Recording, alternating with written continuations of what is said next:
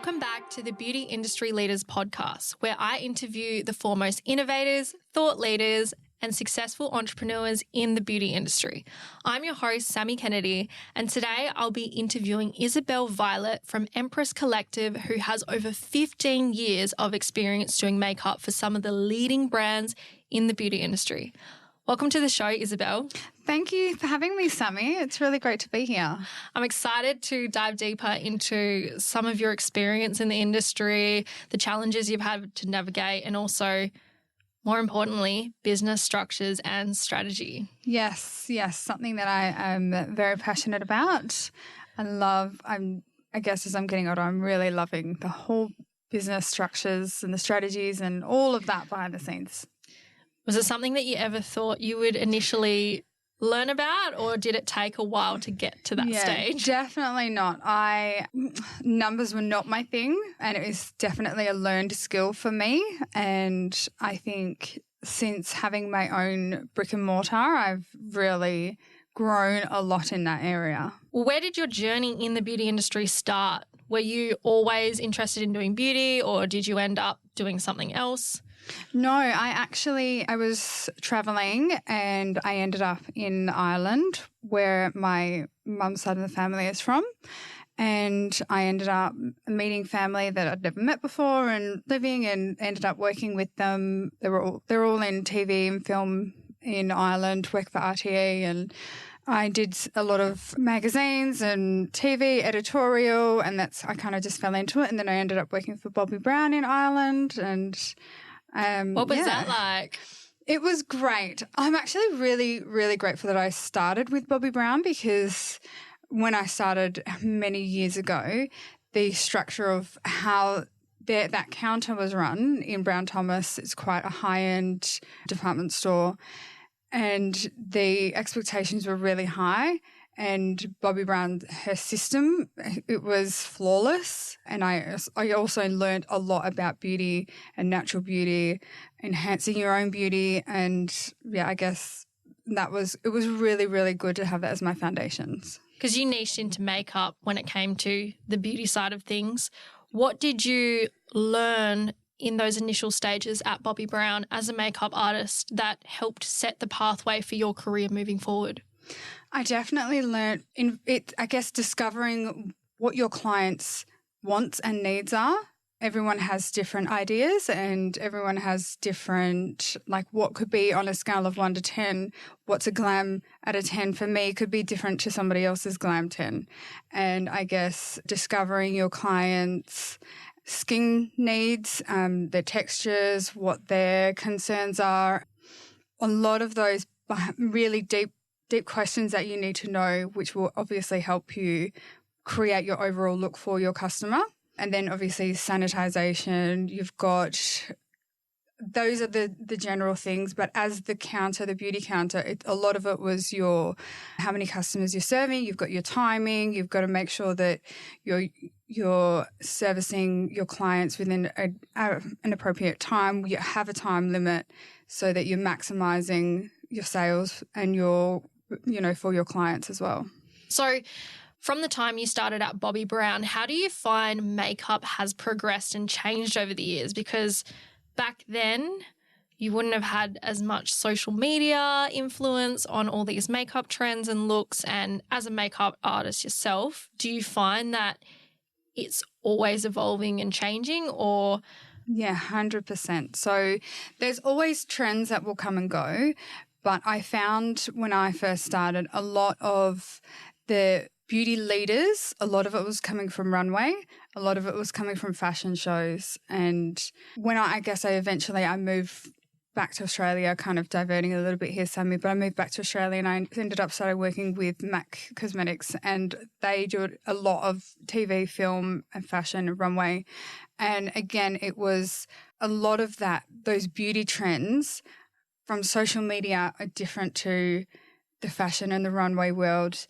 But I find that as time is progressing, we're seeing a lot more of the editorial looks, and we're seeing a lot more of the editorial skin. You've got glass skin is a thing that's thrown around a lot now, whereas it's always kind of been a thing. But social media obviously having a huge impact on trends and, you know, the no makeup look and the clean girl skin, clean girl looks. Like 2016, we had the 2016 brows everywhere and, you know, it was stock standard looks doing makeup on counter. But I think definitely I like where it's going now. Yeah. And where is it going now in your eyes? Yeah, it's becoming more natural beauty, but enhanced. Yeah. Yeah, we're steering away from the 2016 brows.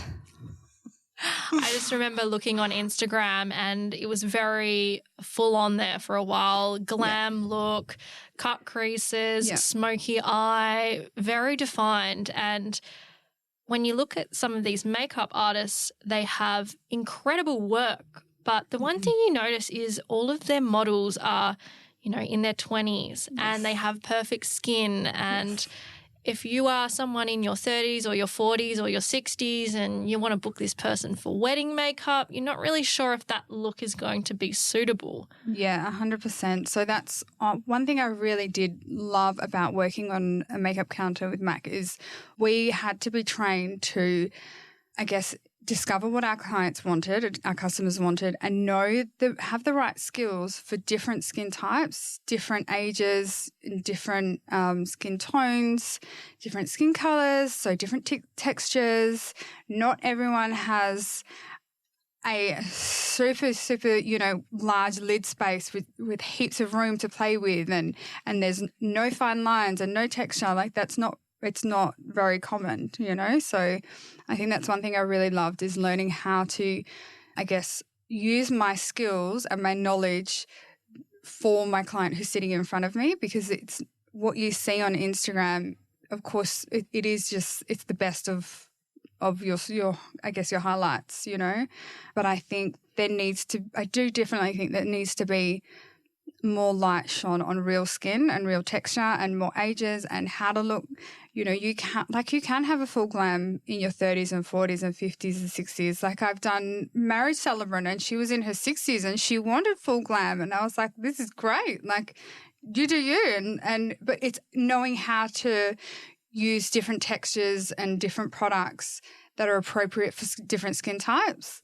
And really prepping the skin, I guess, because just like any beauty service, really not a one size shape fits all. It's like that with brows. Yeah. It's like that with your eyeshadow. It is like that with even where you're putting your bronzer on. You need to understand each individual person's facial features and how you're going to enhance them, not just put a copy and paste look. Yes. And hope it all goes together. Yeah, so big on that. And that's, you know, I've done a lot of facilitating as well with Mac as well, and even in my own company. And it's a lot of the feedback I would get would be like, you know, I've watched these YouTube videos, and I'm doing what they're doing, but it's not looking like it should on mine. It's not looking the same. And it's having to re-educate your customers and letting them know, like, their bone structure is not the same as yours. Their eye sockets are not the same as yours. Their lips shape isn't the same. Their brow shapes aren't the same. The brow hair, the textures, it's not, your face is your face, and it's knowing how to work your structure and your skin and your type and what colours work for you. And, you know, there's so much more to it than just a copy and paste. I definitely have to agree with the colours, because when I did modelling back in the day, you would have a stylist, you'd have a makeup artist, and what looked great on me when I was blonde was very different from what looked great on me with brown hair. And then it's also like if you've got a certain eye colour, then these colours are going to work great as a complementary tone. But if you are trying to make anything work and go, well, this is my neutral smoky eye look, it's going to cut and paste. Like some people, it could look terrible. Yes. And neutral and natural, like someone might want a neutral tone on some, but in their head they might think they want a natural look, but they might say, I want just neutral tones, when it's sometimes you need to educate your customers on the colour theory, like you're saying, and what's working for you. Have you seen in I think it's Korea, and they have the colour theory, it's like fabrics. Yes, and they go and match you up, and they get the perfect tone. Yeah, everything. You've got your own colour palette for your individual features, your skin tone. They work out your style. Oh, I need that. Yeah. Yeah. Yeah. Oh. So you went to Ireland, you worked for Bobbi Brown. I know you brought up Mac a couple times here. Was there anything that happened in between that? The life things of the kids and the marriage and then, Kids, marriage, tell me more. I'm like, hang on, wait, do I cut there because of the marriage and then the divorce? Kids, marriage, divorce, new life. And was that in Australia? Or? Yeah, so that was in Australia. So coming back from Ireland, I freelanced. I've kind of always freelanced, but then I had the kids. I had a marriage breakdown. I had, sailing through those seas. I have my youngest, my niece, which is I'm caring for her full time, so I'm her mum. I've got my 2 other kids. So there's been a lot of things to navigate in between finding my feet with my career and obviously have my new partner, and I have a new home, and I have a completely different support system, and I have so much more support now. I feel like I'm beginning. I don't feel like, even though I've been in the industry for a long time, I feel like this is the start for me. So, And that was one thing, I guess during COVID, I was listening to a lot of Georgie Stevens from Rise and Conquer. Yeah. And I remember her just saying people ask her, how do you do it all? And she was like, I don't. I outsource. I have people that help me. Like there is no way that I can do all of this on my own. And now that I'm in a place with like a supportive partner and I have the abilities and the capacity to outsource, I feel like I'm beginning again, and I feel like I'm starting my career again, but I'm starting fresh. And I feel like I have the means to be able to take my business to where I want it to be now. So it's like you've gone through this entire personal journey, transformation, had to come out of the ugly end of that. Yep. You're now reborn and thinking about the next steps in business and how you're going to restructure it in a way that supports you in achieving those goals. Yes, 100%. So, and I guess rewinding a couple of years ago, a few years ago during COVID, I ended up getting a commercial lease for a salon, and I went in sort of like a partnership Yep. Knowing now what I would do different with the whole structuring, how I would structure that. Wait, was it a partnership or was it a company and your directors? Like what was the business structure?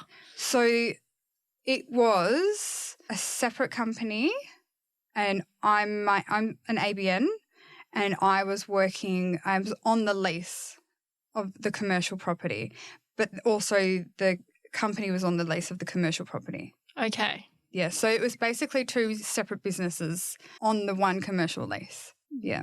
Got you. So I think I would definitely restructure that if I could go back. I've learned so much, and I'm very, very grateful for that. But I would definitely, knowing now what I know, I probably wouldn't do that again. So after going and getting this salon, you've got the business structure there. You probably didn't have the foresight to know how to set it up properly. Mm-hmm. What actually happened? I guess 2 different businesses working in the one space. I think not having a clear business plan working together and having a vision of who you are as your business and who they are as their business, and can you work cohesively? Are your clients going to match? Do you all have the same end goal, and do you all have the same work ethic? Do you all have the same, I guess, ideologies of how you want your day-to-day business to run? Yeah. And it's okay for things to change, and it's okay for things to pivot, and because you do learn along the way. I think we were really good at working together at subleasing and having the space manned while we're not there, because I kind of had, as I was growing with the salon and I was growing with my business, I was getting the feeling more and more creeping into me that my business should be working for me and I shouldn't have to be there every single day to make the business run. What services were being provided in the salon space that you were at? So obviously there was makeup, there was nails, there was hairstyling, braiding, and we were leasing the rooms out. We've had teeth whitening, we've had injectables, we've had lashes, we've had body contouring. Yeah, so there's been brow tattooing at the moment as well. So that was one thing was massive learning, was the different shires that you're in as well, and what you can and can't do, and what you're allowed to do legally within your salon. I think that was a great learning curve as well. Can you be more specific about what you're referring to? So we have one room that's available for skin penetration. Yep. So anyone that does injectables or brow tattooing or lip tattooing, anything that's an injectable, I guess, anything that can open the skin. Yep. So there are certain criteria you need to meet to be able to offer those services and have that in your insurance and your liability. But then also, I think it's if you're a hairdresser and you're cutting, then you need to have a different license for that as well and a different insurance for that. And then that needs to be ticked off and approved by your local shire. So there's different services that you offer. You need to make sure that your local council allows that. And then what you need to do so that you can do it. And then also, if you've gone and signed a lease and you have this big idea and then find out you can't, how are you going to navigate through that? Because as much as we don't want to think that can happen, that is exactly what happens to some people. Yeah. So I guess one thing that was great was learning how to work on your feet. And with the other company that I was working with is just learning to, all right, this isn't working. What are we going to do? Let's just make quick decisions and let's just get things done, because done's better than none. So we were then hosting networking events. We had social media events there. We had like a few keynote speakers would use the salon for their, I guess, events and launch parties. So that was one thing I liked having.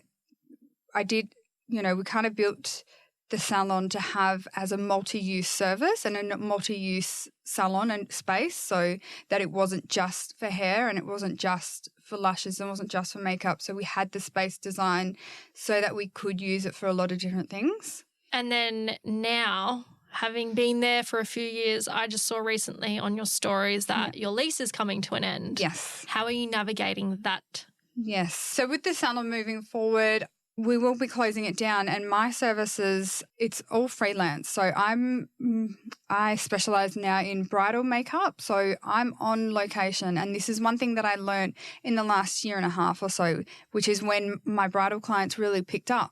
So I was never in the salon. So it doesn't make sense, I guess, for me to keep continuing paying for a commercial space when I'm always on a location. So I think for me, from my business side and my business structure, that it just makes sense. So it wasn't really a smart financial decision moving into this salon space? Definitely not. It was a very expensive lesson, but that's okay. I've learned the lesson. It's okay. So what drove you to want to open up a salon? Because I know for some people it is, I want to expand and have a team, I need a shop front, and then other ones it's like, I just feel like I have to. Like, I don't know what's next. What was your reason? Mine was definitely based on a feeling. Like I said, I had that marriage breakdown, and it was not a positive relationship. And I had always had these dreams and goals and ambitions, and I'd always wanted my own space. And I just went gung-ho. And I was like, got a divorce, I'm opening a salon. Bang. And so that's where you just invested all your time and energy into. Yes, and my resources, yes. But looking back now, did you enjoy the process? Yeah, I did. I loved it. I learnt so many skills, and it is an expensive lesson, but it's so invaluable, and I'm so grateful that I did do it. And I'm sure, I would love to have another space, but I think moving forward, understanding the business plans and the business structures and having some of my previous experience with account management and your daily targets and your daily KPIs and your monthlies, and making sure you've got all of those. Well, for me, those are some things that excite me I mean, it's a bit weird, it's a bit boring, but I'm like, it is, it's cool because like the numbers don't lie and it's great. I can see the growth. Yes. I think when we talk to other people in the beauty industry, sometimes they're going, I feel like no one's booking, or I feel like I'm not making enough money. And I'm just like, do you hear that key word you're saying? Feel. Yeah. Please look at the data. Okay, so can you go and show me how many times you have posted in the last week? Can you show me how many services you've done? Can you show me the exact product breakdown, your break-even costs, your GST, your tax? Because that data does not lie, and basing your business decisions off a feeling can be detrimental. 100%. I feel like it's a good idea. Well, can you please go do some market research? Because you know what? Even as a business coach, like into my 3rd year, I'm like, if I would have done some research before I decided to open up my beauty salon back in the day, I probably wouldn't have gone into that industry, to be honest with you. Like only 10% of salons operate at 6.8% profit. And majority of them are actually running at a loss of 5%, if not more. And when you think about that, the average breakdown of a business, when you kind of look at profit first, they say 50% owners pay, then 30% for expenses. It might be 5 to 10% for GST, 10 to 20% for tax, and then 5 to 10% for profit. Now, when you look at the beauty salon world, the expenses are so high. Like I was looking on the government website the other day for what their recommendations are. And for businesses that are in the beauty industry, if they are sitting at $65,000 to $200,000 in income, their total expenses sit around 50 to 70%. If it's $200,000 to $400,000, it's 70 to 83%. And if it's more than $400,000, it is 76 to 87%. So then you talk about, okay, so you've got those stats, but then where's your cash flow and where's your revenue and how much of that are you putting aside? Like you said, you need to pay, what about wages? What about hiring staff? What about, like you said, your equipment? There's so much that goes into it. So obviously with the beauty industry, one of the biggest killers is the expenses. Because not only do you have to pay for rent, wages chop into a big chunk of your income, and then you've also got tax, GST. And then on top of that, there's so many other little costs that people sometimes don't even factor into their pricing. Like, are you paying for Canva? What's your insurance? Are you paying for motor vehicle expenses? Do you pay for team training? And it's like all of a sudden what you think might be your profit is not. Yeah, that's so true. And it's like pricing your services so that they allow for that, but then also breaking it a little bit further and how many services do you need to provide in one day per hour, or how many transactions per hour, or how many items per transaction, or, and then you've got, I guess, say if you're going off your quarterly, breaking what you've done in the last quarter, if you break that down per month and then per week and then per day, there's your targets, there's your budget. So this is what your staff should be aiming for, and this is what, or even if you don't have staff, this is what you should be aiming for. And even if so as a bridal makeup artist, it's mostly seasonal. And you got to cater for those quieter months. Yes. You can't go, oh, yep, I'm going to make all this money, spend it all, and then have nothing, because, look, you're probably not going to be able to financially sustain running a business. You'll need to pick up some other form of income, whether that's working for someone else or having a digital resources, or having some other type of passive income, or some other type of idea where your investments are going, or what type of investments you want for your quieter periods. And then also allowing for sick days and holidays, and all of that doesn't get accounted for when you're a sole trader. But then even as a small company or a small business, making sure that you're allowing for that as well. Absolutely. And you see the amount of time that goes into working on the business, and you're just counting those hours, but you never think about, the admin, they're replying to text messages, they're going and picking up stock and supplies. There's so many additional things that don't get accounted for. Like I'm heading to Sydney to speak at the India Empowerment Summit on how to set profitable prices for your salon. And I've had so many people come to me and to look at the way that they've been told by people that they sell products for or franchises, their pricing structure goes, well, it only costs you $3 in product. This is how much profit you're making. And I'm like, that is not correct because you don't know what your break-even costs are, your operating costs, tax, GST. They never get factored in. And so sometimes in this industry, people mistake their revenue for the amount of money that they get to make and keep, and they don't set money aside from tax. I've had, within the last 2 weeks, we're coming up to tax time. Maybe by the time this episode gets released, it's after tax time. But one client said, I've got $10,000 tax debt. Another one said, I've made 140 grand and I don't have any money set aside. I didn't even know I had to register for GST. Yeah, and that's crazy. It is crazy. It's but like, I also don't blame them in a sense because when you go to school, this stuff isn't taught. And when you go to open up a business, the government doesn't give you a guideline or structure. Like you have to go pay for the accountants. You need to know a friend that owns a business, have a family member, some kind of support network to let you know about these things. And I don't blame people in the beauty industry for not knowing this. A lot of information does get missed, and a lot of, I guess, that there's so much out there like your profit and loss and like your revenue calendars, your ROIs, that isn't taught in school, like you said. But then when you go, it's like, I feel like opening a business is like getting married. It is so easy to get married. It's so easy to open a business. It is so much harder, especially when you have kids in the house and you know, assets involved, to get a divorce and then just split and move on. It is so much harder to just walk away from a business once you've invested so much into it.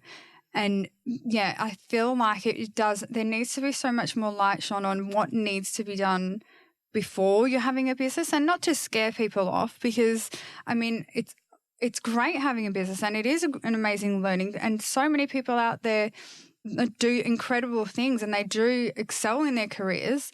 But I think there's a lot of us, I was one included, 100%. Like I did not know what I was doing. I had no idea. And I had to make really expensive lessons and really hard life lessons to learn to get where I am today, to know better.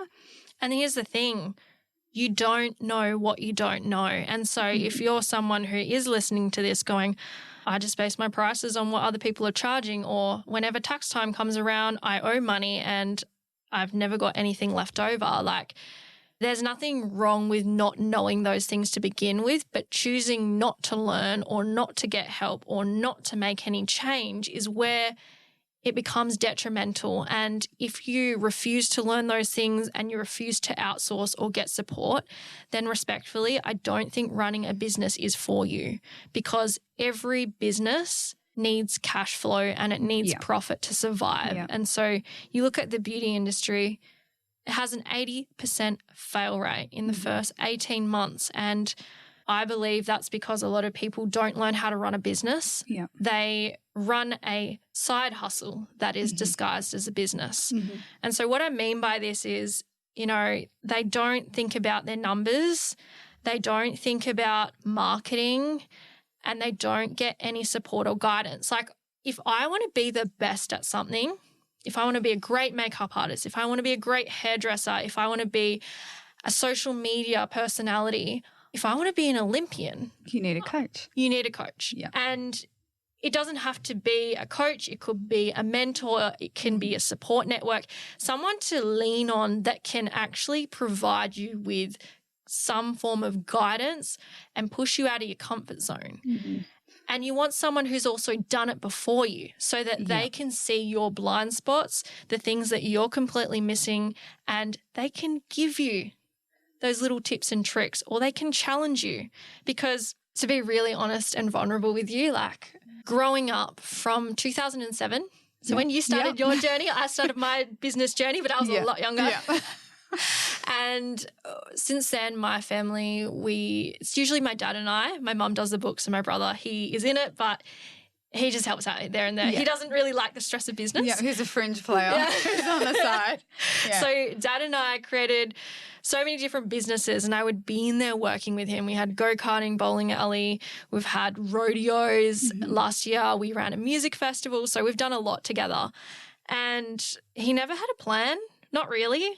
And he never really learnt marketing. And he was great at finding random ways to get money, but he didn't always look at, okay, how many of this do I need to sell to make that money back? Yeah. And he would always project roughly how much it would cost, but there would never be a buffer in there. And I think after I became a business coach and I invested $100,000 into upskilling and learning all these different things, when I came back into these businesses as an adult who had these skills, I was like, our first 2 rodeos, first one, 80K loss. Second one, 60K loss. We had a year off.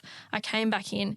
And so we made 80 grand profit in our first one. And so growing those businesses just because we learnt skills of how to run a business instead of just winging it made all the difference. And you look at these businesses that have huge success at the start of their journey, it's because they are paying someone to guide them or give them the answers, not just going, I'm going to wing it, because you can wing it. You can, yeah. But I'm so with you, Sammy. It's like going back to Georgie Stevens and her just saying, I don't do it all. Like, I can't do it all. You need a team.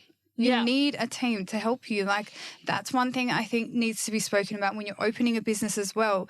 The outsourcing, whether it's outsourcing or whether you have already a team with you, or, you know, you've got a family member that does your bookkeeping or does your accounting, and, you know, they've got the different licenses to be a financial advisor or an accountant or a bookkeeper. Or I think that needs to be, I guess, shone a little bit more light on when you're going to open a business, that these are the things that you will need to be successful. Because, I mean, you can be successful without them. Like, you can, but it's very hard.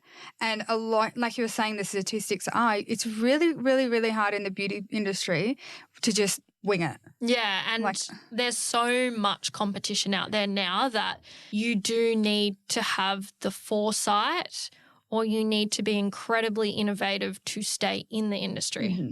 So there are people that I have met who have been in the industry for 10, 20 years, and they have neglected to learn things like social media, or they've neglected to learn about new services or new techniques. And that ego of, I've already got what I need and it works and I'm not going to adapt, slowly they become irrelevant. Yeah. Or they find, oh, this isn't working for me anymore. And when I was doing the research, it is like beauty industry is one of the most fastest, dynamic, changing. It's driven by trends. Like you see Kylie Jenner put something up and now everyone's jumping on that. Yeah. You know, you see this new eyebrow product come out, everyone's got to try it. And so I think there's almost a level where it gets really overwhelming being in the industry, because you're thinking, do I need to jump on this trend to make sure that I'm staying at the forefront of the industry, or is this a trend that's going to just die out? Because if you're trend hopping every single time, you're going to burn out as a business owner. And for me, I don't really have, I guess, any solid advice other than know your own mission and what you're setting out to achieve. And if that trend, I guess, aligns with what it is you're doing, then sure. But if it's not and you're just trend hopping, thinking that's going to be your way of making it, way, you're not going to get there. Yeah, definitely. I agree with you on that. And I think that's why I'm grateful that I had the foundations with, you know, those big companies that I'd work for, because they are still around. And there's a reason why they are still around, is because they have systems, they have structures, they have their strategies, you know, they have all of those things in place. Like, and they didn't need an exit plan. I'm sure they've got an exit plan, but they don't need one. Because, I'll just get bought out by a bigger company. Yeah, that's the exit strategy. And that's, I think, as well, touching on that is what's your exit strategy? Like, when I opened a salon, I didn't have an exit strategy. And now I'm like, holy crap. I've got on, like, the next few months, I'm like, all right, I need to navigate how I can work this out as seamless and as stress-free as possible because I didn't have things in place. I didn't have, like with a commercial lease, there's a timeline. Why didn't I think ahead and know what to do at the end of the timeline? You know, and it's like with a beauty business, what are you going to do if you're a sole trader and it's one person and you're a service-based business, how long are you going to be offering your services? What happens if you have an injury? Like in the last couple of years, I've had like major surgeries and it's like I wasn't able to work and I was a one-man band and it's like those are losses that I have. So what are the things that you can put into place so that way you've got something else to fall on and what is your exit strategy? I think it would be really scary to start a business and not pay yourself and you run for, 2 years, 5 years, you're still not paying yourself. You never thought about super. Yeah, definitely. And then you get to the stage where you're like, I want out and you have nothing to show for all the hard work you've put in. And this is what we are seeing happen. Mm-hmm. People are working their asses off, slaving away in the salon. Their backs are giving in. They're trying to people please for clients. And then they're at the stage where they're like, I can't do this anymore. And so if you are running your business, are you thinking about, hey, if I do need to stop, where's the money going to come from? Is the money growing? Like pretty much majority of sole traders that have come to me with anything to do with pricing aren't paying themselves super. Yeah, that's massive. It's such a common normalized thing of like, oh, well, I don't pay super. And it's dangerous to think about not having a retirement plan. And so let's say you do choose to work in the beauty industry like yourself. You start at 14, 16 and then all of a sudden you're 35, 40 and you're thinking, oh, okay, maybe I should start looking about that. You've missed out on 20 years of compound interest. Yes, that's massive. And like super is insane. And then also going back to things that I've learnt now, business structures and what kind of entities or trusts or whatnot, and if you've got what type of superannuation fund, if you're having a self-managed super fund, are you going to be using that and then using that to your advantage and getting investments through your your self-managed super fund? Or are you having just any super at all? Like you said, compound interest, that's almost 2 decades of compound interest that you're not having. It's crazy that people like, I didn't know about this. Like that's why I'm like, I've had some really expensive lessons, but they have been so great and so insightful. And I'm so glad, I'm glad that I've always done super, but it's just so many people don't. And it's like when you do finally realize, it's not that it's too late, but it's just that shock of, oh, I should have done something earlier. Because I think everyone in the back of their mind does think, oh, I probably should do that, but they don't. It's the same with setting aside money for tax or GST. Yeah. It's you got to create that boundary between what's going to feel good now and what's going to be good for my future. And my partner, he got me into investing into an index fund. Yeah, love it. And as someone who grew up in a lot of businesses, we had a lot of loans, a lot of debt. I actually had this entire limiting belief that I was always going to be in debt.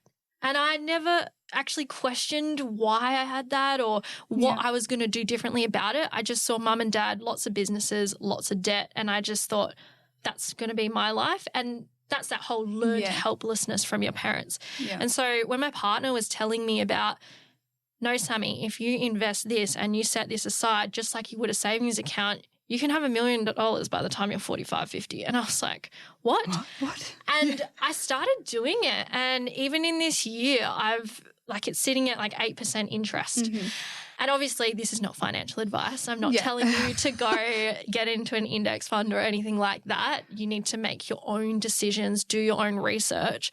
But for me, just having someone share that advice with me is game-changing because I could easily have just kept going, I'll put money in my super or I'll go and put money in my savings account and that will give me the return that I think I'm worthy or going to be able to have access to because, I was so in the same headspace and it wasn't until after I had separated and I had to learn how to manage my money for myself because I didn't have the access, or it was a very controlled situation. So I basically had to learn how to put on my big girl pants. And I was like, my head was like, I'm not letting myself or the kids be in this situation ever again. What can I do to foolproof our future and make sure that this doesn't happen? And that's when I started learning about, investing, and even looking at the super fund that I had and how much they were taking. Oh, yes. You know? That's killer. Yeah. Some fees are like a percentage, and then others you literally just pay a dollar amount. Yeah. It's like, wow, okay, time to change. So even just having that awareness, and like I said, you don't know what you don't know, but if you are then presented with all of this information and you're choosing not to do anything about it, like it's really hard to move forward as a business or as anyone that wants any kind of profit in their future if you're putting your blinkers on, because it's like it's like going into Narnia. It's like a whole different world. It's like opening this cupboard door and like, what kind of world was I living in? And what is this other world that I had no idea about? Yeah. When I stepped into the luxury world, backstory, I stopped doing lashes and running my beauty salon when I was diagnosed with scoliosis. And I got presented with an opportunity to put protective film on luxury watches. So I have millionaires, billionaires, they come to me and I will put essentially like a screen protector you would have on a phone, but for watches. Yeah. And when you learn about the way their investment mind works, the tax things they're doing, I was just like, okay, tell me more. So I actually started using that as a great way to network, and people see me do watches and I'm like, I literally don't do it for the watches. I do it for the connections. Wow. And then these people will come in and they'll sit with you because, you're doing their $200,000, $500,000 watch. And they start talking to me about what I do, and I have learned so many valuable lessons just from them in terms of like where you should look at investing or what to do research with and what kind of investments are going to give you a bigger return. And it hit me when I was in beauty, like owning a salon. I never had an exit strategy like yourself. My exit strategy was you can't do this as a career anymore because your body's giving in. But then I was thinking, well, in a business, let's say you do have the opportunity to grow income that's greater than working as an employee could bring you. What are you going to do with that income? Yeah. And what's your next step? Are you going to invest in property? Are you going to invest it into another business? Like where can you put that money so that it's bringing you more passive income or producing more money? And it's like the housing or property market. Everyone goes, okay, I'll just buy my one house and I'll live in that. Mm-hmm. It's the worst decision. Mm-hmm. You could be renting that out. You could be, renovating, selling, equity, like all of those things. But I just don't think that that's taught to you. It's definitely not. And it's the whole, myself, from my own experience growing up, it was like money was unattainable for me. And from my experience and me growing up, it was like money was for rich corporate men. It wasn't rich corporate women. It was rich corporate men. That was my stigma growing up. And obviously that is so not true, and it's so not the case. And I guess, maybe you've got wealth when you're older because you're investing and you've learned, and I suppose that's where that maybe some of that stigma has come from. I don't know. And it's like... Did you ever feel unworthy of having money when you started making your own money? Definitely. From the sounds of it, your partner or your ex-husband, was in control of the funds. And then so for you to step out and go, I'm making my own money. Yeah, I had to do a lot of self-work, and I had to get rid of a lot of limiting beliefs, and it's ongoing. It doesn't happen overnight, but it's still I'm worlds apart from where I was, and I'm my self-worth, it's, I guess, you can't put a measure on it and you can't put a dollar value on your own self-worth, but knowing that I can achieve anything that I want.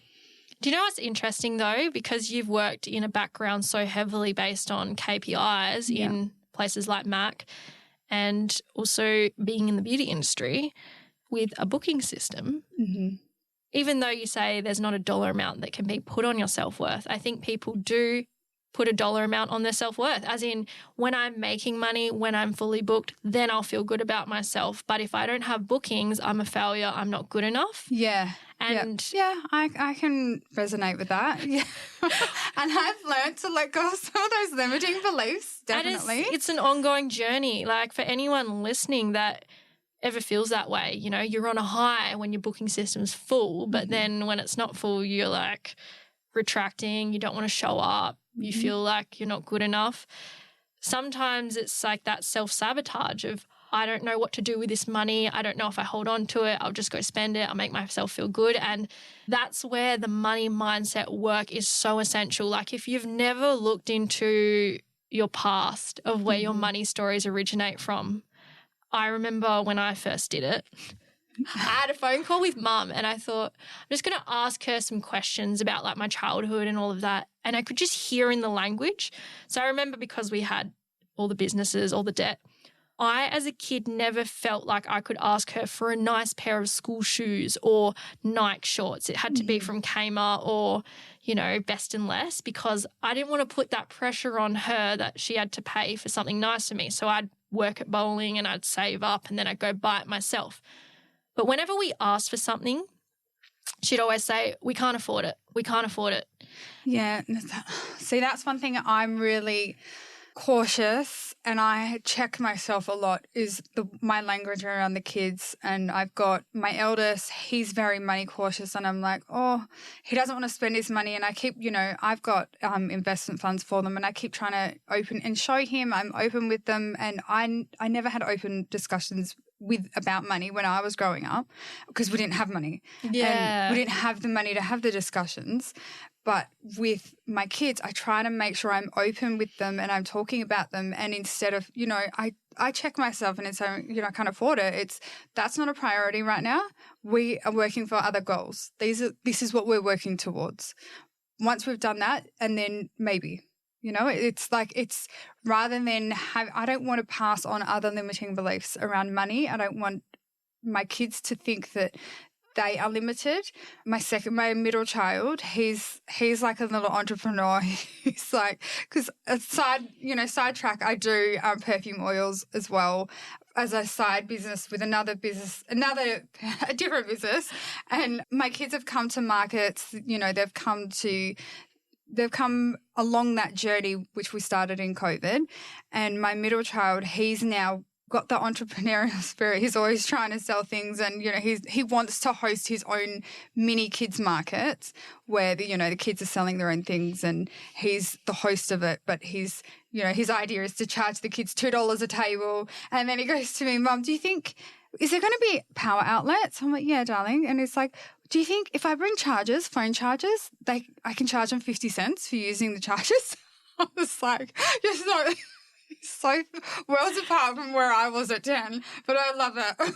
I'm like, you go, son. You hustle hard. Oh, I love it. I think the entrepreneurial spirit is sometimes ingrained into children because of their parents. Yeah. And if you see that growing up, you don't know any different. Yeah. I remember my first business, I was in year 5 and I was doing tie-dye shirts and it was called Sandy Toes. And I remember working out all our product costs and how much we're going to make. And I think it cost us like $10 to make a shirt and we were selling them for $30. And then we started doing these like cutout designs and I would go get the logo and be ironing it on. And then I look at, when I was in year 12, no one was hosting our school ball. After party. Yep. And so I said to Dad, we've got go-karts. It's about to clear out. Can we turn this into a club? And he just said, yeah, okay. Show me your plan. I shit you not, I made $5,000 off that. No way. I was like, if I like you, if you go to school, you can pay $10 for a wristband. If I didn't really like them or know them, it was like $20. Yeah. And then I put a last allocation that I added another 50 tickets and I was charging $50. I love it. And you know what?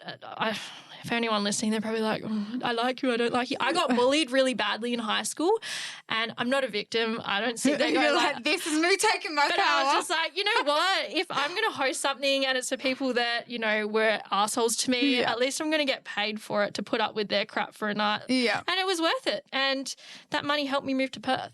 Oh, awesome. And so I knew I needed some savings to help me move up to Perth, and I hosted this after ball and it paid off. And that is so cool. I don't know. I think like your son, you know, you have this thought process, and when you have a parent that shows you or opens up those opportunities instead of shutting your ideas down, saying they're silly or that's crazy, no, you can't do that.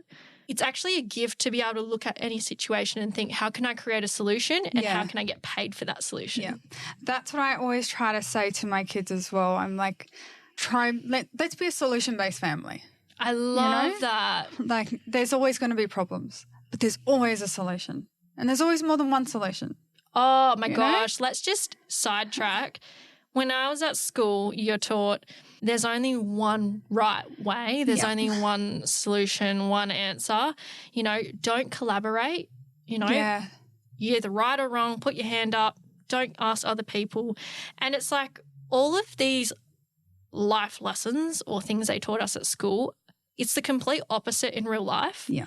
Like when you go out there, there's so many different solutions. You just have to be open to doing them in a way that you don't think is necessarily the normal way. You think outside the box. Yeah.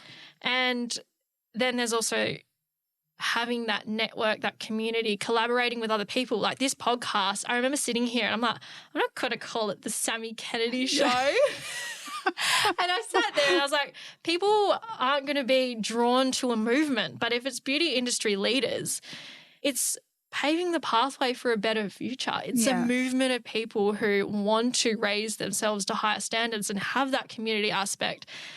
And it's just really interesting. Yeah.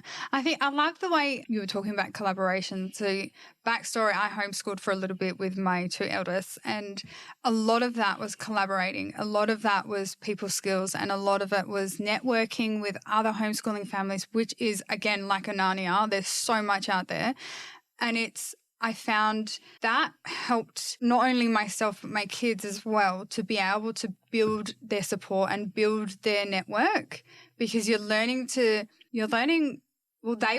how to deal with different people, different ages, talk to different people at different ages. You've got different groups, different backgrounds, and it's not just I'm right, you're wrong. The whole process of learning, it's so open-minded, and it's a little, it's a little bit more, I guess, left of field. I don't know if that's the right saying, but it's, I guess, like being an entrepreneur, you do need to think outside of the box, and it's great having those skills and collaborating and just sometimes not taking no for an answer. Yeah, absolutely. And just going, okay, well, how else can I make it work?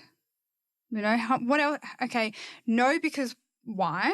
And what about the no is that is making it a no? Or I'm just going to find a different way. Yeah, I remember listening to a podcast and they were talking about Elon Musk, and when his engineers were presented with a question from him, I can't remember what it was, but they were going, no, we can't do that. And he said, why? Yeah, and then I was like, well, there's just guidelines and regulations like we can't. And he's like, but why? And so he essentially broke the system and rebuilt it and set a new standard. And I think that is one of the most powerful skills you can have as an entrepreneur. Like, find what's not working, break it, and build it better. Yeah. Because for progression, we need innovation. Yeah. And that's like with pricing. Like I remember hearing a conversation with someone, and it was like a diamond person. This was years ago, and they were saying like, but who sets the price? Value? Who sets the value? Like, why is that? Why is it that price? And why can't it be different? Why can't it be more? Why can't it be less? Like, who sets this? And it's like pricing your business. Like, who sets that price? Obviously, you need to have the back end of it. You need to make sure that you're covering all of the T's and C's, cross the T's, dot the I's or whatever. Make sure you're paying yourself. You've got revenue plus cash flow plus your super, all of that wages stuff. But then also, who sets that price? Who's setting this industry standard? Like, who's setting that? And when you ask a lot of people about how they came to their prices, it was, I just looked at what everyone else was charging, and they either charge a little bit more because they think their work's a bit better, or they have a bit more experience, or they undercut because they want to get more clients. Yeah. And you can't use that as a system or a method to structure your prices. You don't know what that business's structure is. You don't know what they're paying in tax and GST. You don't know what their overheads are. Like for a salon who's working at home who isn't registered for GST, their expenses are going to be a lot lower than someone who has a shop front. They have to pay 10% to GST and they're paying 25% to tax. They've got to pay super for employees. They've got to pay their employees' tax on top of all of their business overheads. And so coming back to, I guess, what you initially wanted to speak about with the business structures, what have you learned that you can share with the listeners? Oh, God, that's a massive question. It's like, what have I learned? Definitely like everything that you've just covered, pricing, your exit strategies, making sure that you're paying yourself, but making sure that you're pricing so that you are profitable, so that you've got enough revenue to have enough cash flow so that you can use cash flow for investing in your business and also paying yourself if you need, your wages. And it depends on how many staff you have. If I'm outsourcing, if I need to pay someone else, if I need to bring in a different stylist, if I'm the key artist at a bridal wedding or a bridal group and I'm bringing in different staff, how much am I going to pay for them? Like, am I giving them a cut or am I just giving them the whole service, And these are things that I'm learning as well. So it's like if I say I've got a group of 10, I'm not going to be able to do 10 makeups because it's 10 hours. Like, I don't know, no bride wants to wake up 10 hours before their wedding. Like, no, you want to enjoy it. So I would get someone else in. I would get another makeup artist in. And if they want hair as well, then I would get a hairstylist in, or I'd get 2 hairstylists in.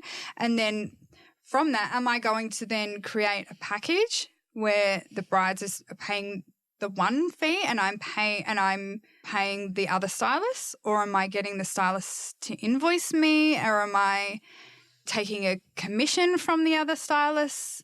So I'm just getting a finder's fee. So there's so much that goes into how I am going to move forward and how I'm structuring my business moving forward.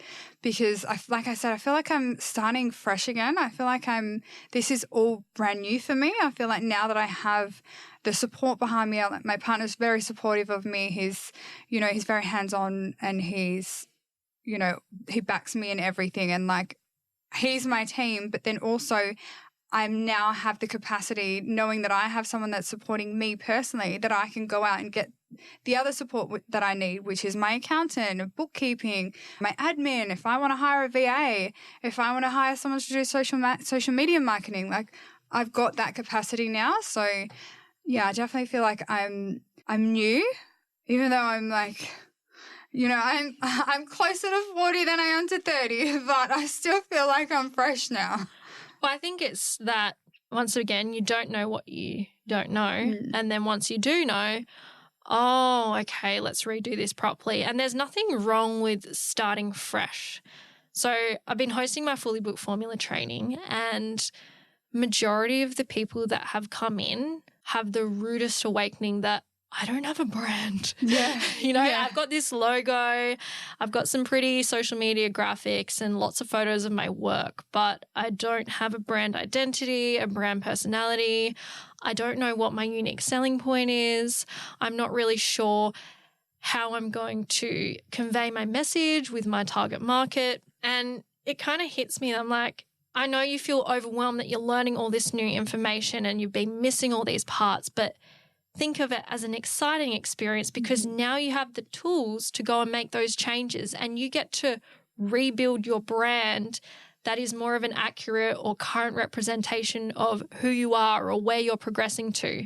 Because the reality is, even in business, or we think about brands, where you start out, you are going to hopefully progress. Yeah. You're not going to stay in that same position. And so naturally, after a period of time, you will have learnt more things and you will have grown more. And sometimes you might stay in the industry and you choose to innovate, you rebrand, whatever that may be. You might go out and start another business. But every time you restart, you can take those valuable lessons, all that experience from the previous experience you've had, and use it to create something even better. Yeah, exactly. And that's one thing that I needed to work on for myself, was not caring what other people think.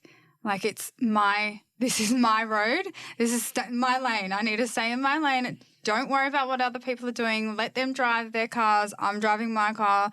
Let me get to where I'm going, and then just block out everything else.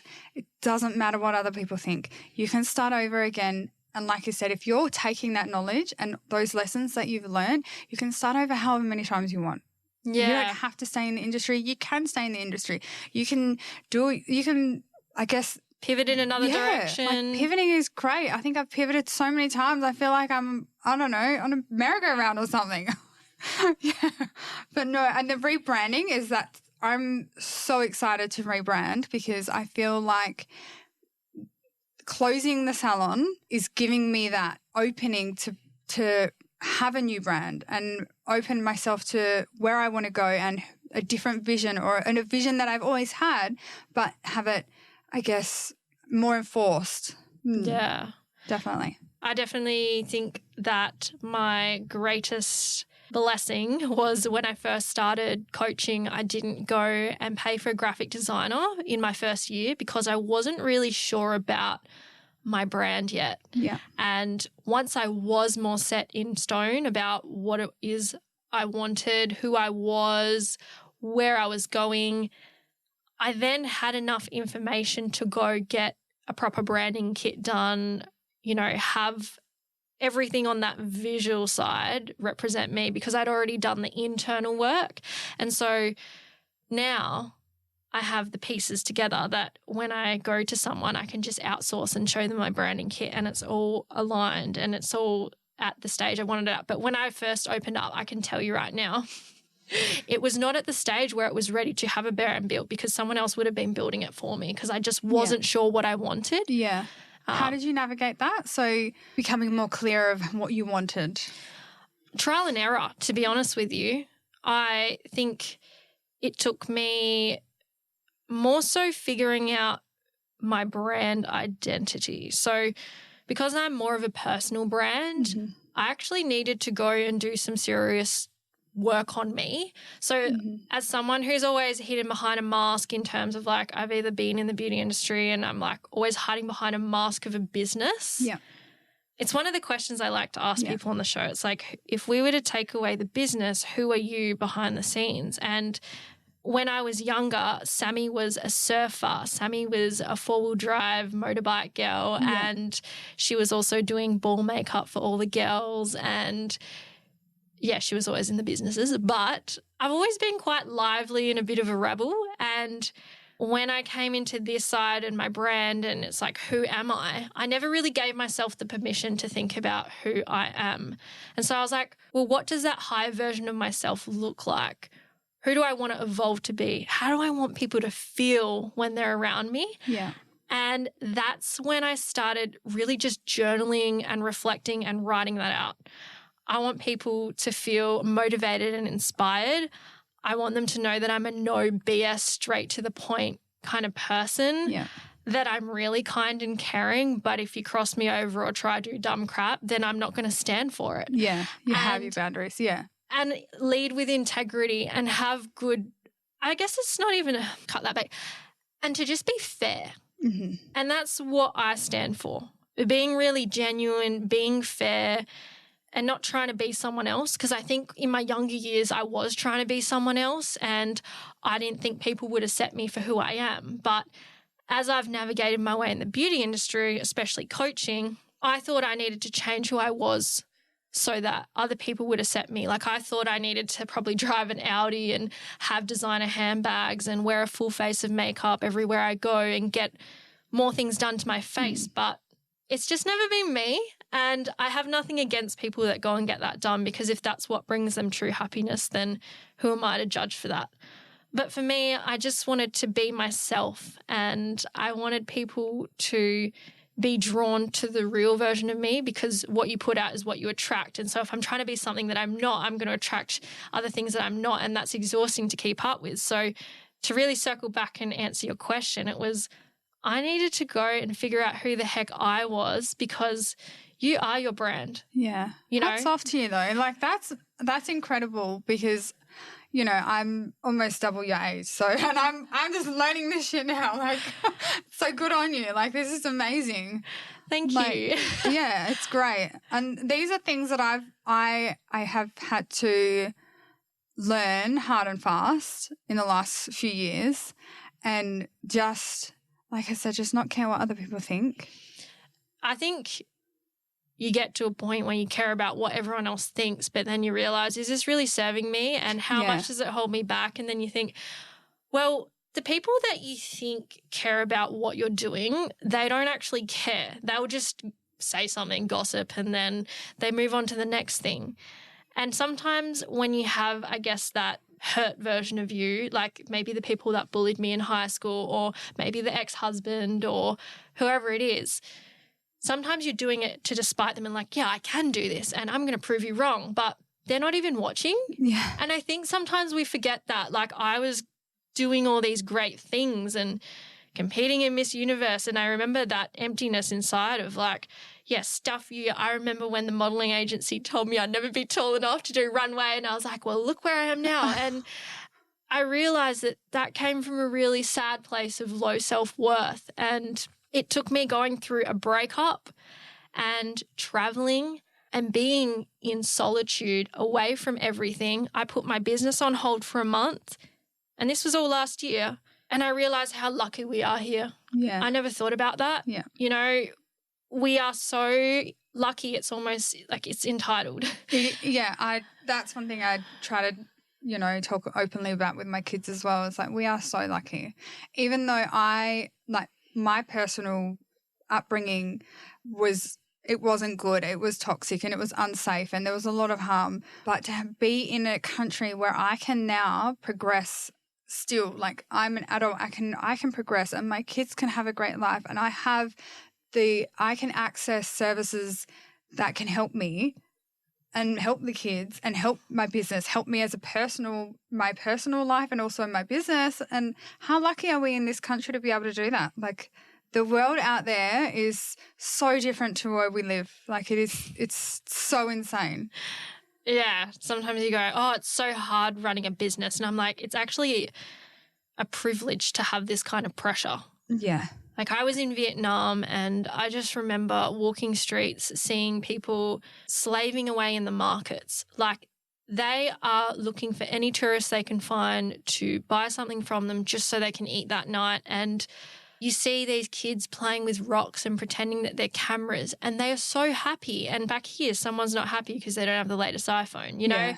I think I've said this before to so many people, but you don't know how lucky you are and what you have until it's taken away from you. And really learning what true gratitude is changed my life. I remember getting asked, you know, what are you grateful for? And I was honestly in such a burnt out stage in my life and low self-worth. I wasn't really happy, and I was like, I don't know, grateful for the weather today and grateful for my family. And it wasn't until it's like, well, what if you didn't have your family? Oh, how would my life look different? How would I feel? You know, what does that mean to me? And it's sometimes the things we take for granted are the things we have every day, and we don't realise, but as soon as they're taken away from us, it just hits. Mm-hmm. It's as simple as having a cold, right? Yeah. I'm like, oh my gosh, Yeah. I miss all the days where I could just breathe through my nose. Yeah. Yes. Yeah. Well, I mean, that's what they say, if you go through something with your health, and it's like a massive reminder of how lucky you are to just be able to get up and live your daily life. Yes, absolutely. And you don't think about slowing down sometimes in business. You're always in that go, go, go. And it's like, if you don't slow down, life will force you to slow down. Mm-hmm. And you can't be running at 100% 24/7. No, you know? that's not sustainable. Absolutely not. 100%. It's so not sustainable. But then again, it's like going back to you need a team. Yeah, Like, we you need a support system. And sure, there are things like AI now, you know, there's a lot of systems and automations and things like that, but we're humans, you know, sometimes having a bit of human to human connection is great. And your team, your support system, your community, they're going to have a massive impact to your growth. Yeah, definitely. Like if you've got great employees that really believe in your brand and your vision, they're going to grow with you. They're going to want to show up to work and help improve things. You know, if you've got great clients that love what you do, they're going to continue giving you feedback. They're going to continue buying from you, which is going to give you financial means to continue growing or improving the quality, whatever it is. If you've got a great partner, they're going to support you in your vision. Like in beauty, we have this mindset, I don't know where it's come from, but I have to do it all on my own. Yeah. And I can't ask for help because then that means I'm weak and then other people are going to judge me because I needed to put my hand up because I was struggling. But asking for help is actually a strength. Yeah. And it took me a long time to admit that to myself. Yeah. In business coaching programs, wouldn't put my hand up because I feared I'd look dumb. Same thing in school, you know. You always have the smart kids putting their hand up and you're like, well, if I don't put my hand up first, it means I don't know the answer. And then you're just putting your hand up so you don't get picked, so you look like you know what you're doing. But, you know, you're only holding yourself back. I think that comes a lot down to authenticity as well. And, you know, it's one thing that I learned is if you don't know the answer, it's okay to say, hey, look, I don't have the answer for you right now, but I'm going to go and find out. Yeah, absolutely. Or I know someone that could have a better answer and I will put you in contact with them. Yeah. Like, and that connecting, that, you know, collaborating, like it's referrals. Yeah. I don't know how to do hair extensions, but I know a great extension artist. Sure. Like you can tie it into your life and you can tie it into beauty and you can tie it into self-growth and you can tie it into business. There's so much how it all kind of intertwines. Definitely. So when you're thinking of, you know, business structures, strategy, and I guess what you're choosing to do moving forward, what does that look like? So I think I'm still in the planning because this will be my, I guess, first season out of the salon. I would like to open my eyes to different entity structures, family entities, business entities, seeing if that is something that can help me. I know there's so much into it that I don't know. Yes. That's why I want to make sure that I'm speaking to the right people so I can make the right decision for my business moving forward, whether it's I stay as an ABN or if I move to a company structure. And if I move to a company structure, is that going to help me long-term with my long-term goals? Or even if you move to a trust potentially and then your children are beneficiaries to that. I know that's what my family changed to when we went into a partnership for one of the businesses. We went into a trust to protect our assets. Yeah, that's something I looked at as well once I separated, was looking at a family trust and making sure, like I said, I started investing for the kids and I wanted to make sure that assets were protected for them. And, you know, this is before I'd met my partner now. And so I just wanted to make sure that I had everything protected for my kids moving forward. And now that obviously I'm in a really healthy relationship and it's, you know, us and the kids, what am I doing that's going to benefit my family as a whole? And is that going to be a family entity? Is it going to be a family trust? What's the best option for me? And those are conversations that I'm having with my accountant. And he's like, first things first, just close it, just get through the salon. Just close the salon. Okay. Setting up your will, setting up all of that kind of things, behind the scenes stuff before, you know, and I think, I don't know if it's woo-woo and the stars are aligning, but it's, you know, the salon's ending around the tax time, end of financial year, and then I can then move into my next thing with my accountant in the new financial year. So I'm like, I feel like this is really good timing.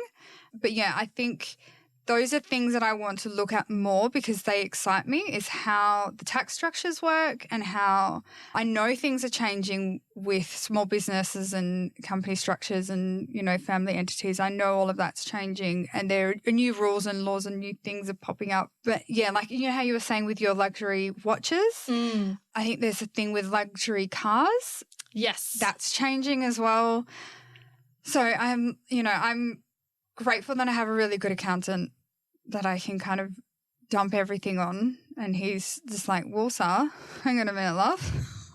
Well, it's just a gentle reminder that you should definitely have an accountant and you should definitely have a good accountant. Yes. You can have an accountant who does the bare minimum and just says, okay, tax time, send me this and I'll do your tax return. Or there's other ones that go above and beyond and say, hey, if you actually spend this money before the end of financial year, you're going to put yourself in this tax bracket. Or if you could send me this across and we do this, you can claim this. And having a great accountant can be all the difference between you taking more money home in the bank or you going, what the hell am I doing with my business? Business is not for me. Yeah. I'm so grateful. The first encounter I had with my accountant, he was like, look, you need to put the brakes on, honey, because we're not going to move forward until you get these things done. This is what you need to do and then we're moving forward. So I think having someone that's not just out for a money grab is incredible. I want to share with you some advice that I had been given from one of my multimillionaire watch clients, and I think it might be interesting for you and anyone else listening. So tip number 1 was following your passion is the fastest way to be poor for life. Mm-hmm. Number 2, having a fully dedicated, supportive partner can contribute to your success. Being single is even better. Number 3, do what you were good at instead, then learn sales and marketing and grow. Yes. For anyone listening, if you're great at beauty, learn marketing and sales and grow. Yeah. Number 4, follow the money. Move to the countries that are booming. You are not a tree. Don't root to the suburb or state that you're in if you don't have to. Yep. Number 5, Australian government grants only reward export revenue.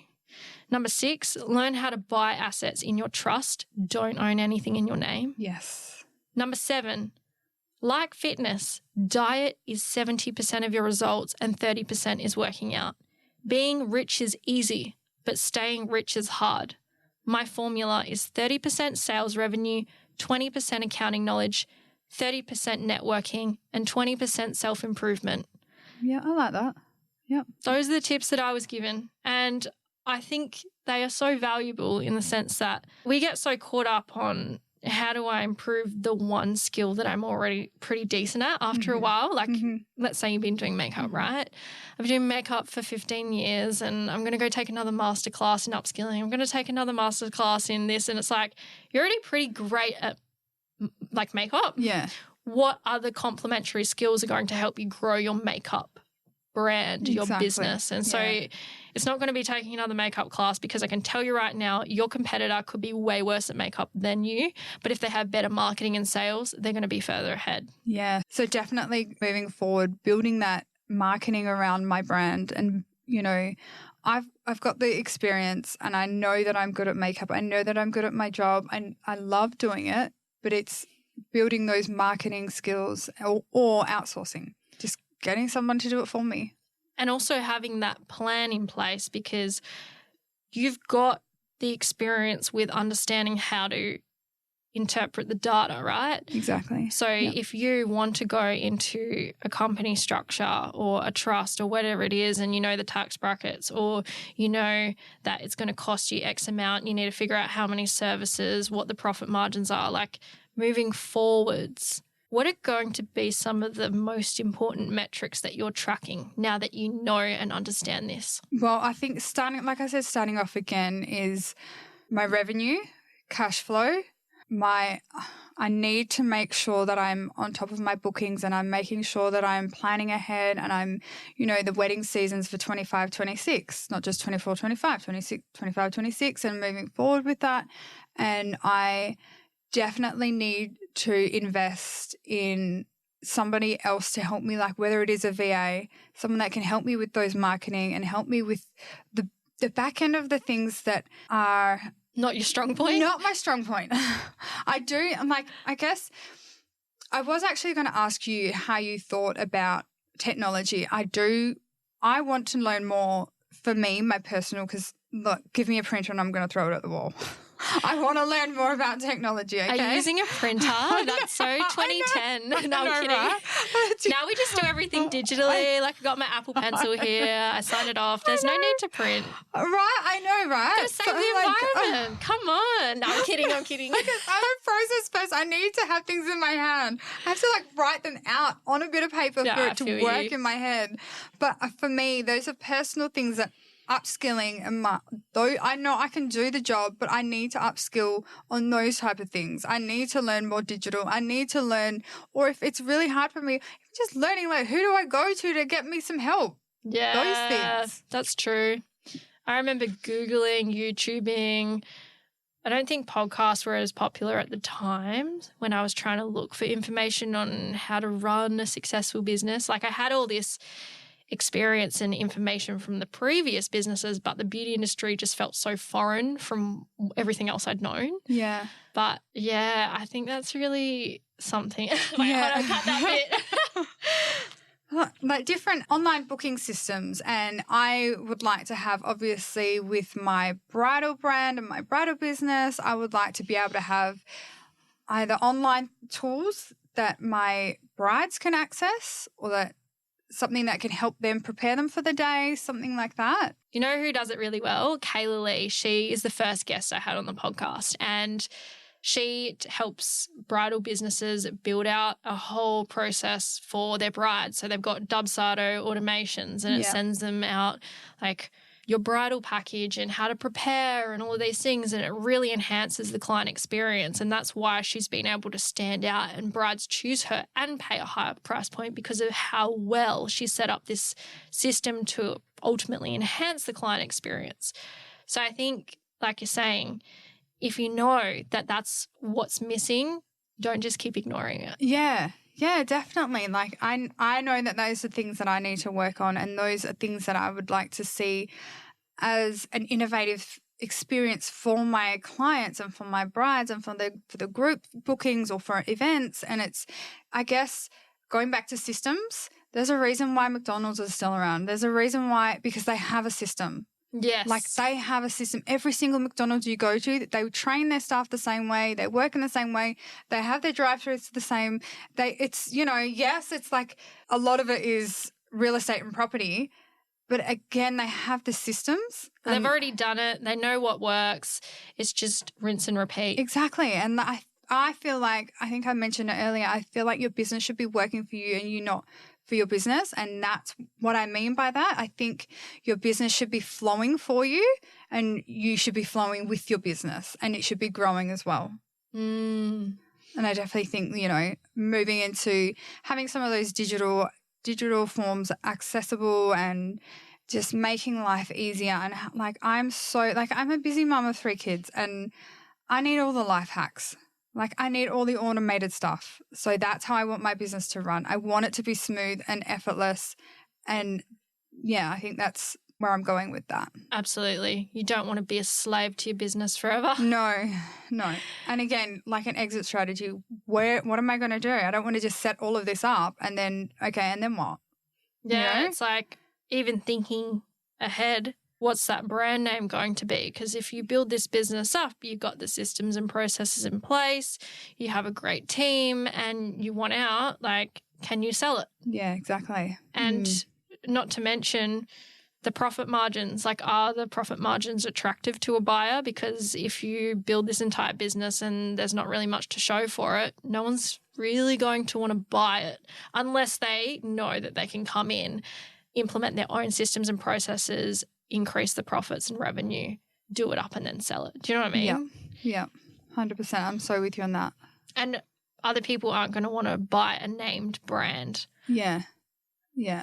It's so true, but then it's I'm kind of in the middle of I need to get my brand awareness out there, and it's I am as a makeup artist, people come to you, a lot of it because again, it's a feeling for the bride, and you're selling your energy and you're selling yourself, basically who you are as a person, and they want they're choosing whether to work with you or not. It's very, very minimal that I don't do a bridal trial because I'm spending a massive day. This is a really special day for a bride, and it's hopefully once in a lifetime. And it's a core memory for them. And you want to make sure that your bride is working with you and you're working with your bride and you're both compatible. So I'm like, I need to build my brand awareness. But then I'm like, do you want a team or do you want to do it all on your own moving forwards? I think I'm in this buffering period where I would like to bring in other team members if I needed to. So, and then give them either a commission or they give me a commission, rather than me having to think about if I don't have a wedding booked in on this date, then, I'm still going to have to pay them. Yeah. So your contractors essentially. Yeah. How many people were you managing when you were a manager at MAC? I had 6 staff. Yeah. There were 6 of us on the counter. And how did you find it? Honestly, running the counter was easy as. The biggest thing was people management. Yes, and being able to deal with different personalities, and obviously some people respond to some things differently.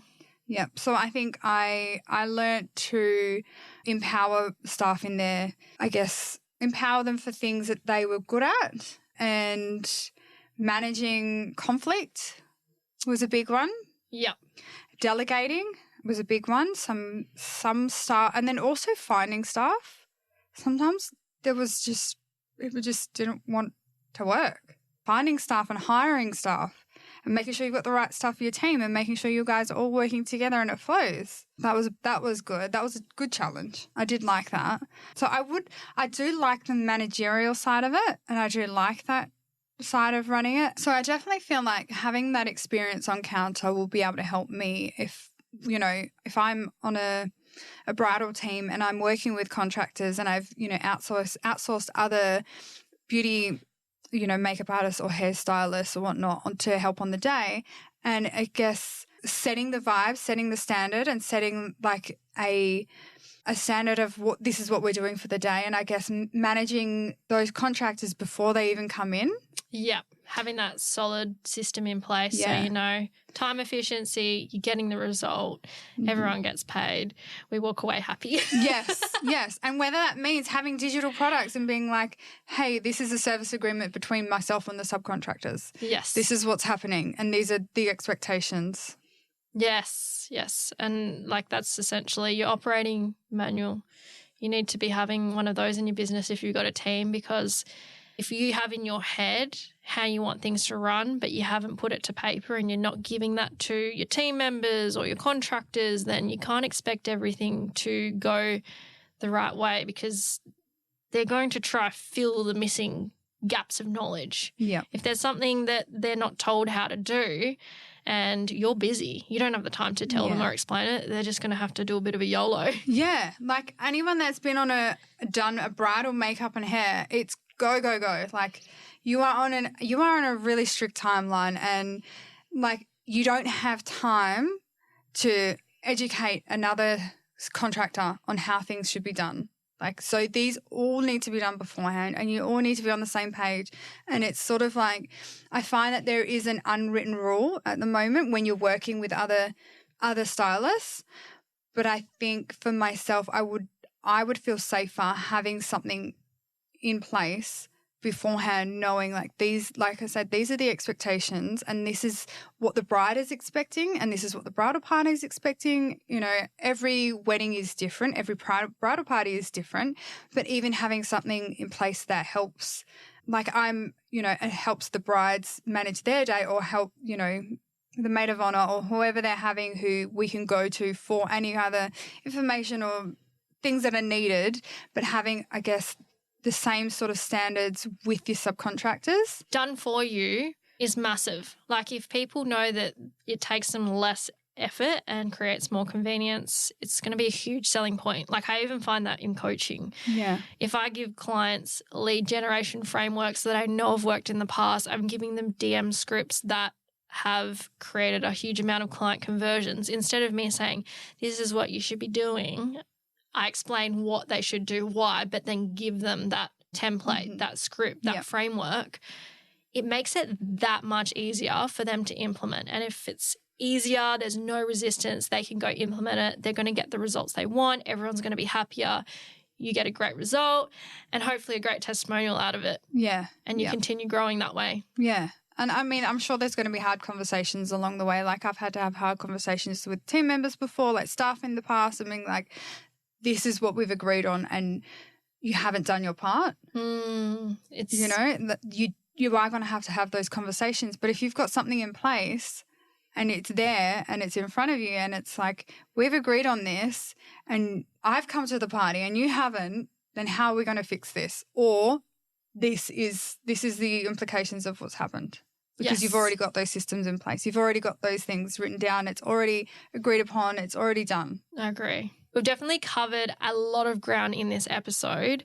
And I'd love to tie it up with what final thoughts or advice would you like to share with our listeners in regards to having those business structures and that strategy in place? Yeah, definitely. I would 100%. I definitely would recommend making sure that you have a really good an accountant, you've got your bookkeeping things in place, you've got your accounting software if needed, you're not signing anything without seeing your lawyers. They are really important. It sounds scary, but I definitely feel like if you're not in a position to have a lawyer straight away, I think it's a good idea to save up, have some safety measures in place first, making sure that you do have an exit strategy, making sure that you've got your business plan set in place and understanding what it actually does a day-to-day in the life of your business takes for profit and growth, not just for profit and not just for revenue and not just for cash flow. You want to look at your growth and how you are from, the last fiscal year moving forward to the next fiscal year and how you're comparing your business and your business growth and definitely having all of those safety measures in place and having a really good understanding and just seeking out some advice before going ahead would make a huge difference. I absolutely agree. Doing market research, having the business plan, and then having the right support system, the people, the professionals to help you get from where you are now to where you want to be. It's going to make all the difference. Yep. Call the ATO, call the small business website, call all of those companies. Oh, I love it. It's definitely valuable to hear these things from someone who has made the mistakes, because if you're just looking at the people who have already made it and you're not looking at the journey they went on to get there, you're missing out on some of the biggest lessons that you can take and just go implement yourself without having to go make them mistakes yourself. Yep. Look, take a leaf out. I've made the mistakes for you. It's fine. Take a leaf out of my book and just do your research and talk to the right people. Yes, absolutely. Well, thank you so much, Isabelle, for taking your time to come out and record today's episode. I have definitely learnt some valuable things from what you've shared, and I really appreciate you being so raw and, not holding back on what you've been through. I know that sometimes these things can be really scary. It's like, oh my gosh, I'm saying it out loud, but I'm sure that someone will be able to take valuable knowledge away from what it is you have had to share. And if they want to connect with you or they want to ask you a question or just see what it is you do, how could they find you? If anyone would like to reach out, I am Empress Collective Studio on Instagram, Isabelle Violet, bridal makeup artist. Awesome. Thank you so much, Isabelle, and thank you for tuning in to today's episode. If you'd like to connect with us, if you'd like to send a message, you can at Sammy Kennedy Coach or at Beauty Industry Leaders on Instagram. Thank you, and I'll see you next week. Thank you, Sammy. Bye. Bye. Audience exclusive.